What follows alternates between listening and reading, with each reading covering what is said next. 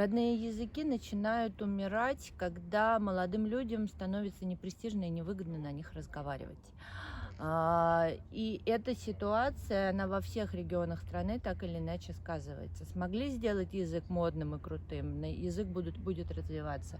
Не смогли, к сожалению, это уйдет. А пример с Дагестаном, который я приводила, при том, что в Дагестане 14 только государственных языков, и есть огромное количество одноаульных языков, и еще 5 лет исследователи фиксировали, что им ничего не угрожает, то есть те, кому 5-6 лет, маленькие дети, разговаривают на языках. Сейчас все чаще они переходят на русский язык, язык межнационального общения, и родители сами отказываются от изучения родного языка в пользу лишнего иностранного. Мне кажется, что национальные СМИ — это как раз один из вот этих вот путей, собственно, сделать национальные языки популярными и престижными.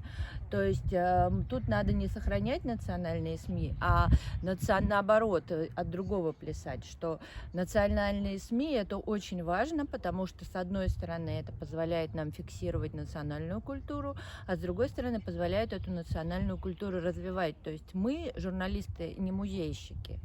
Мы, собственно, можем вклиниться в этот популярный всемирный тренд развития и, делая интересный, крутой, классный контент, как раз выполнить свой гражданский долг перед малой родиной и сделать так, чтобы языки не умерли.